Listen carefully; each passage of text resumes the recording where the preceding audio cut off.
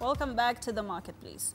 Laws and policies largely influence either the success or the failure of a business. MSMEs make up to around 80% of all businesses in this country, and some policies, while many might neglect or even forget about them, do make up for their profit margins at the end of the month. With me, I have the Principal Secretary, Abubakar Hassan. We were just talking about the US scale, but now let's come back to our country. Of course, an unpredictable tax regime has been one of the reasons why policies are being shifted within your ministry. What else prompted this bill? Okay, one of the tools in our State Department, in our toolkit, is business reforms agenda. And since this administration came to office, we have been continuously engaging the private sector to identify challenges to be addressed and opportunities to be unlocked. So when we came to office, we started by asking the private sector to submit their written submissions, which led to the finance bill of 2023, which was very progressive, and the outlook of the business was very bullish. And then after that, the cabinet established a standard committee called Business Reform Action Plan Development Committee, which involved all the CEOs of the private sector community in Kenya. We also engaged them, and we came up with a very beautiful action plan, which led to the finance bill of 2014, which it was withdrawn. After that, we re-engaged the private sector. This time, we advertised it on the dailies, and then we had a whole week of analyzing the issues which needed legal interventions, issues which needed policy interventions, and issues which needed administrative intervention. So out of those which needed legal interventions, culminated into this business laws amendment bill. All right. Now, of course, the tax, policy changes will be making a comeback. One wouldn't say the finance bill, but clearly these are changes to the taxation regime. What exactly is the position of the ministry on this? We have tax laws amendment bill, and we have a business laws amendment bill. So the main tax issues are mainly covered under the tax laws amendment bill, and the business laws amendment bill is covering other business-related legislations. All right. Say, for example, the tax laws amendment bill does go through, and some of the manufacturers and people within the business community come to you and they say that they want adjustments to be made, but within the provisions of the business law amendment bill. What exactly is the ministry going to do? Okay, this business amendment law, the business law amendment bill is an omnibus bill, and is amending 18 acts of parliament, and it has 57 clauses. But there are 5 major themes or 5 major focus areas. And one of the focus areas is retention. How do we retain existing investment, especially in the manufacturing sector? So what we have done there, when one of the main issues the manufacturers face, in addition to the cost of production and all that, is the market risk. They cannot sell their products into the market because of cheap products, because of cheap imported products, because of illicit imported product, because of counterfeited product, because of substandard imports. So what we have done in this business laws amendment bill, we have introduced a levy, it's called import levy, to protect the local manufacturers so that they can be able to access the market.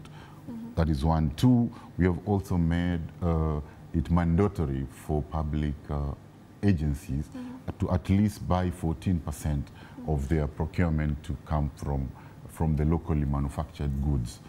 Okay? So that is what we are trying to do. We have also amended we have also strengthened the cabs and counterfeits so that they can be able to handle the substandard goods and counterfeit things. All right. Bona PS, of course, you've been in this ministry. Yeah. Your State Department was a new State Department when the Kenya Kwanza government was taking over. But there have been a number of CSs who have taken over. Many would say that when Salim Vuria, the Cabinet Secretary, took over, he wanted a clean slate. Yes. And this amendment bill is his clean slate. Correct. What exactly was going so wrong that he wanted to change? No, he just wanted it to be more, for us to be more engaging with the private sector.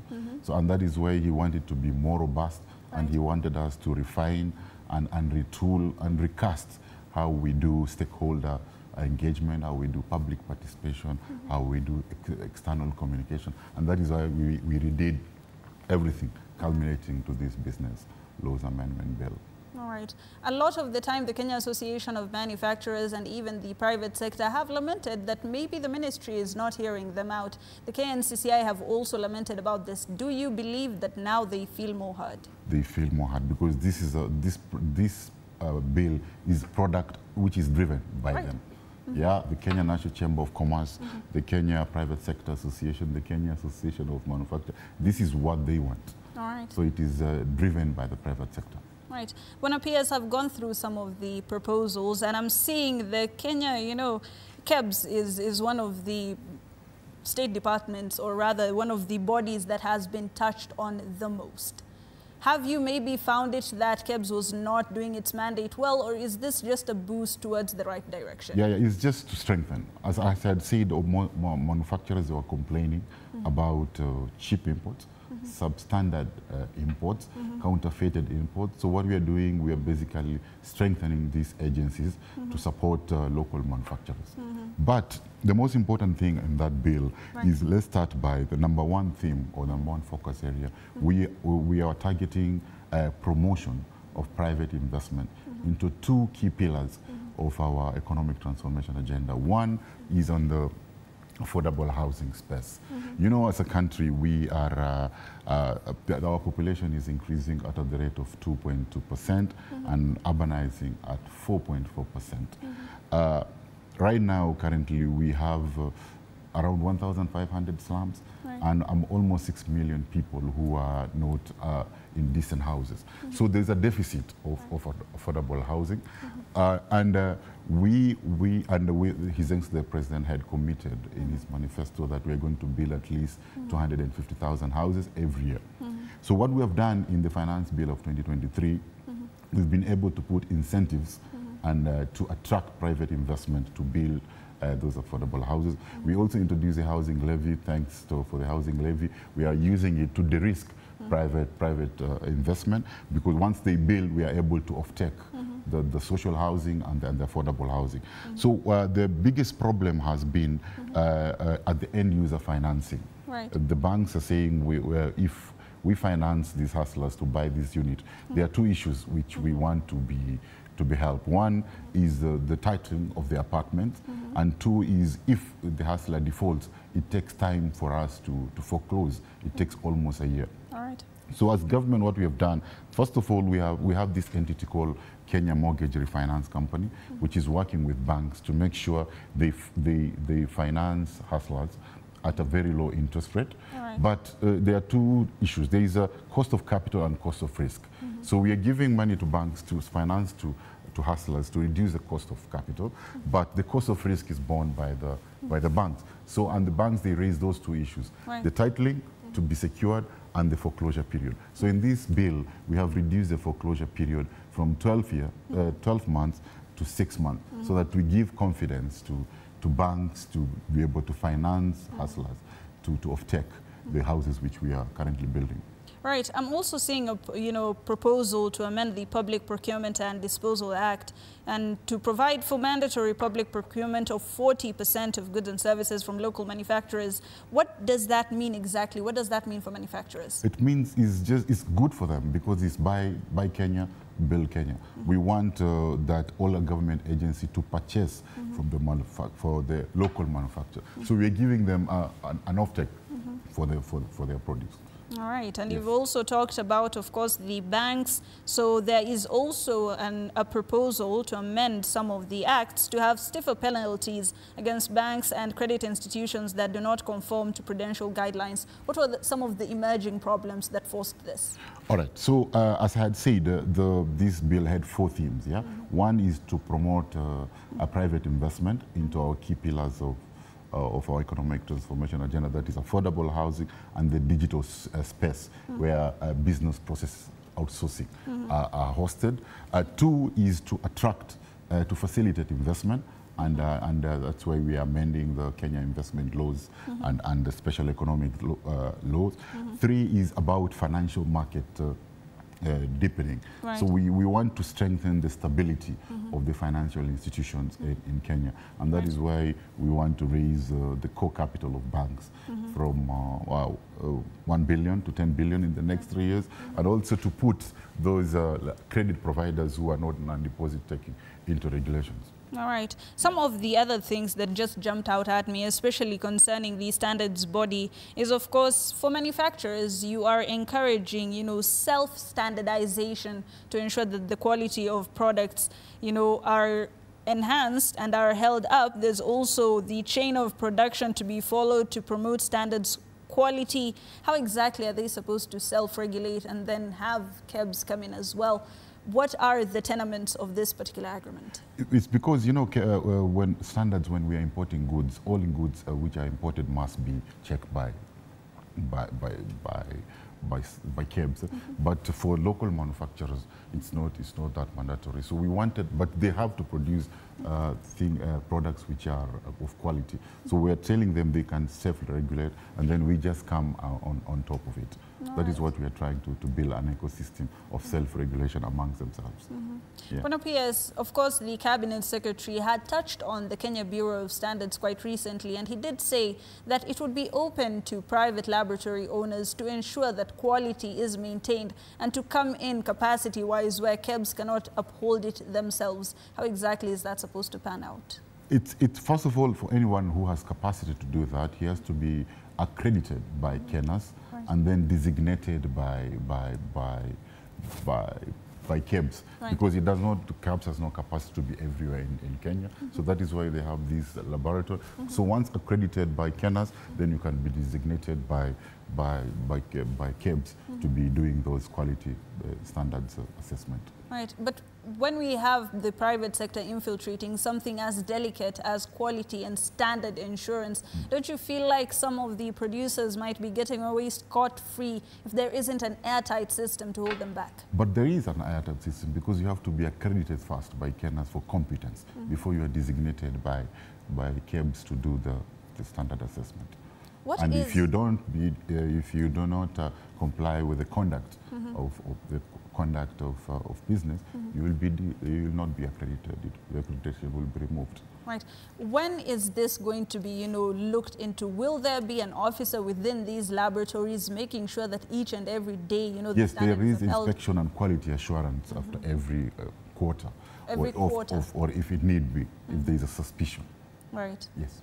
We have had a situation where, substandard sugar has infiltrated, the markets, and it was on the shelves and people did consume it. Don't you feel like if the private sector comes in with these laboratories that people would use this to their advantage? Since KEBS already was there, but we did have the system infiltrated. But those are exceptional cases which are criminal in nature. And is the government willing to let such exceptions go through? No. In any circumstance, there are exceptional cases which are criminal in nature, and the criminal enforcement will ensue if that thing happens. What are some of the, curbing methods that you've come up with for these loopholes? It's a criminal offense, and people will be jailed for that. And I'm sure you're aware that people have been arrested and they are in court for that offense. Right. Another amendment that really jumped out at me is the one that has to do with, accreditation of investment facilities. How exactly is that going to pan out? Accreditation of investment facilitators. So when we promote investment out there to foreign investors, when they get attracted, what they want is a single point of entry. And that is why we are changing our one-stop shop at Kenya Investment Authority to a one start, one go. Because investors, they're asking, where do we start rather than where do we stop.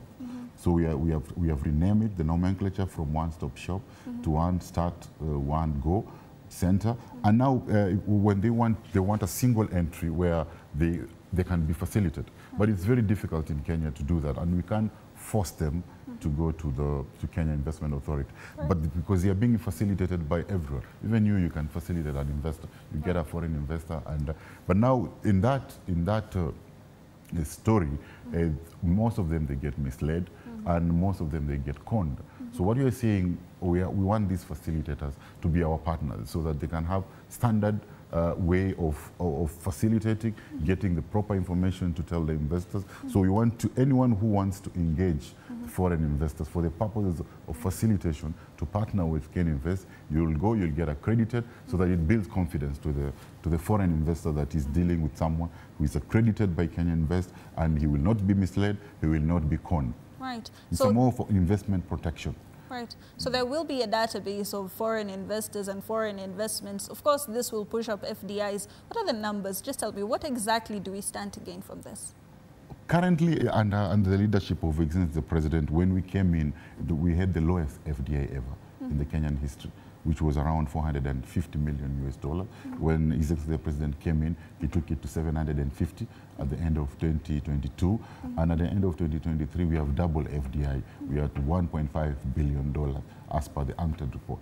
So we believe that we're going to double that again with what the President is doing to profile the country, to position our country globally, and with these kind of interventions to facilitate foreign investors. All right, interesting times that we're looking forward to.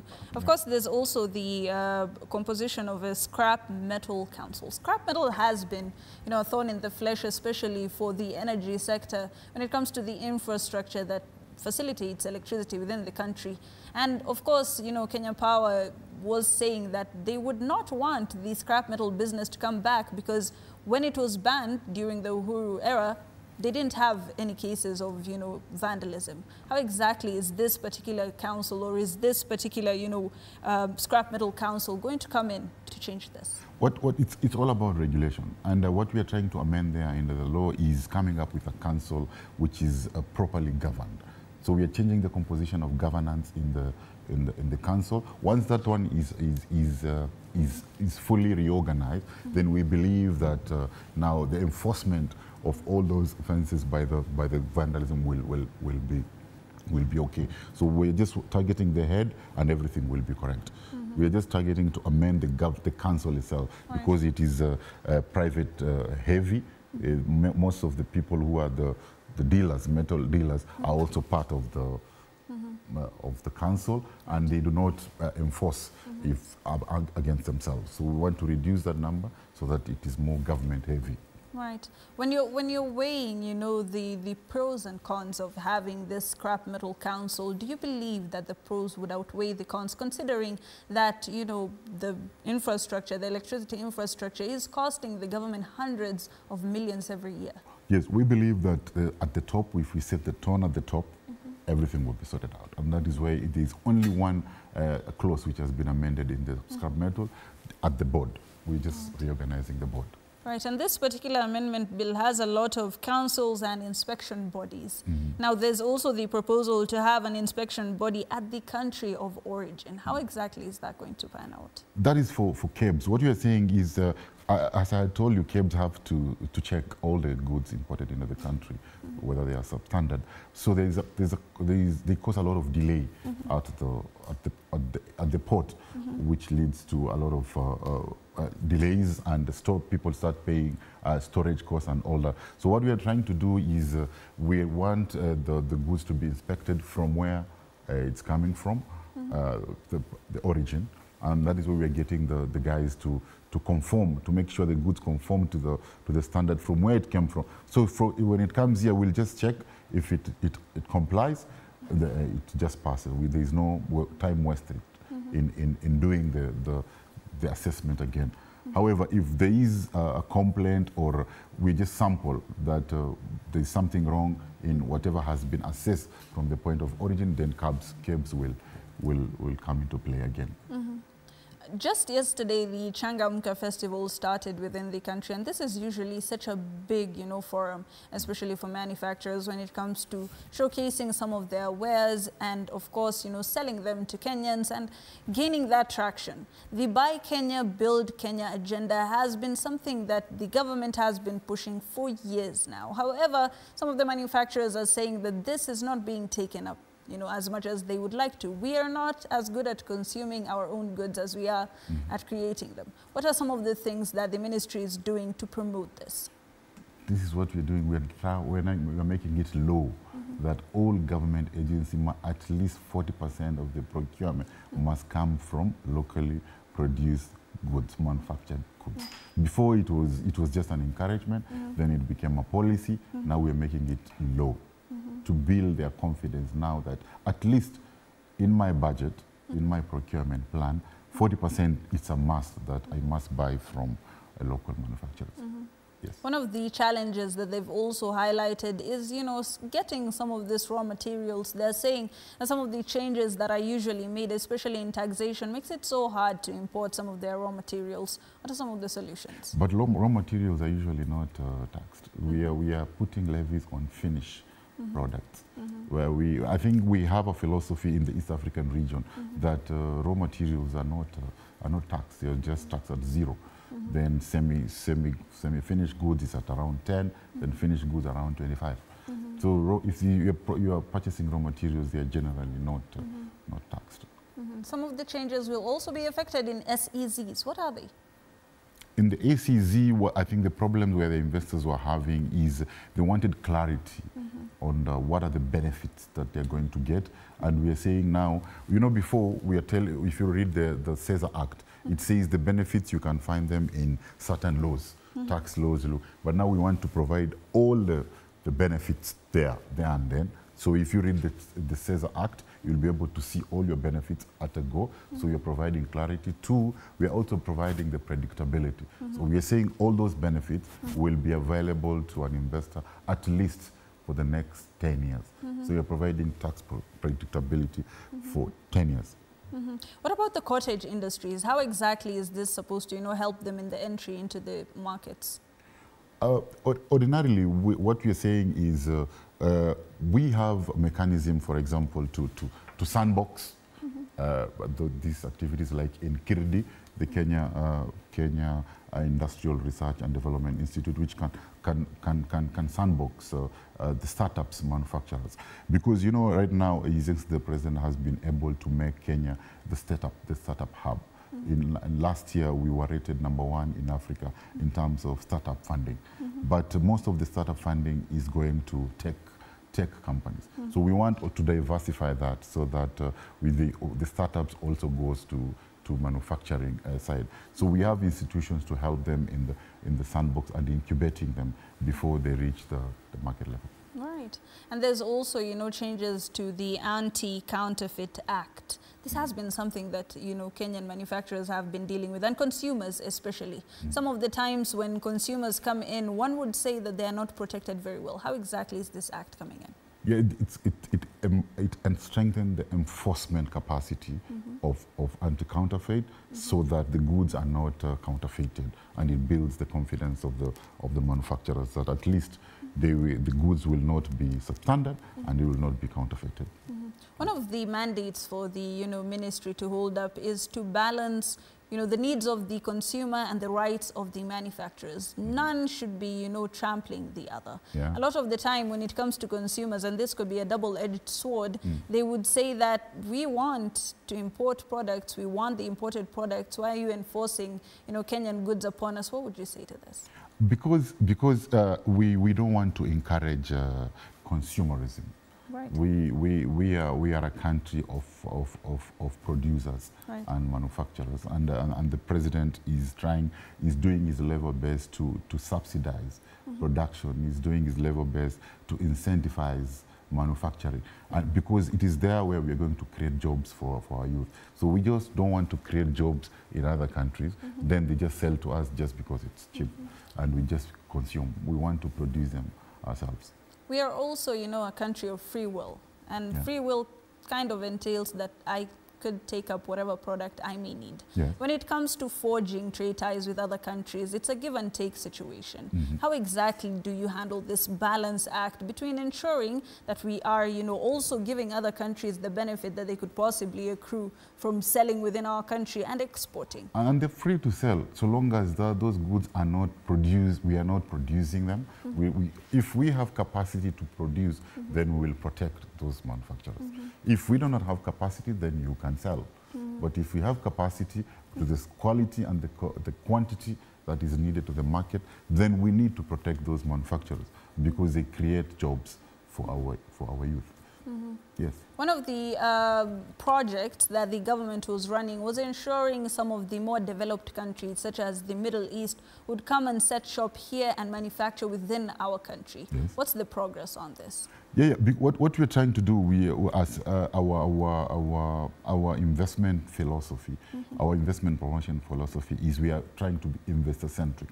So we don't want to solve our problem, but we want to solve the problem of the investor through we are providing solutions, but at the same time addressing our needs. So in the UAE, what we are seeing that they're importing a lot of agri products and meat products. Yeah. So we are telling them we are very good in that. So why can't you come here and do the agri and the meat thing here? We have a lot of livestock here, so they can come and slaughter and just transport it and export it back to their country. So that one is in the pipeline, and we are hopeful that we're going to see a lot of investment from the Middle East. Right. Bakar, what are some of the perks that they should be looking forward to? Because, they could do this with any other, country within our region. Why should they come to Kenya? What are the perks or incentives that are being given to them? Many things. We have a lot of competitive advantage. First is our economy. We know we have the largest economy in East and Central Africa. It's growing at the average rate of 5%. We have been rated 29th fastest growing economy in the world. Essentially, the president has managed to manage the macros. Yeah, the macros are very strong and stable. Right now, we have a low inflation regime and a stable exchange rate. That is what the investors are looking for, because they will get a lot of returns as a result of those two macros.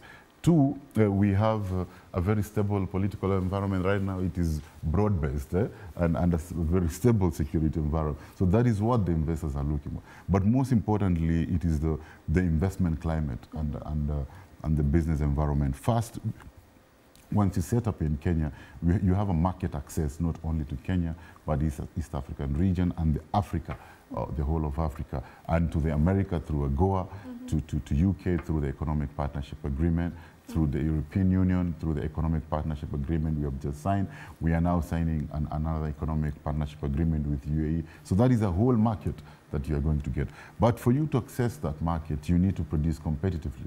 So we have in this country incentivized economic zones. We have special economic zones and extra processing zones where we are giving you fiscal incentives. So you can come and produce competitively to serve the market.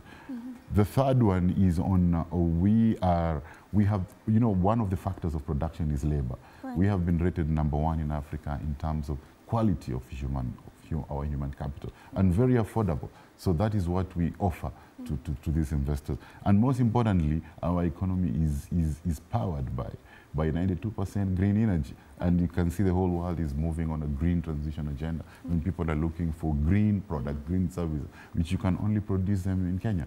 Right. Bwana PS, finally, because we are to close this particular session, the MSMEs in this country are always hopeful that the policies are going to be in their favor. That we have this new Business Laws Amendment Bill. The jargon is huge. What does it mean for MSMEs? What should they be looking forward to? First of all, SME development is one of the main pillars of our economic transformation agenda.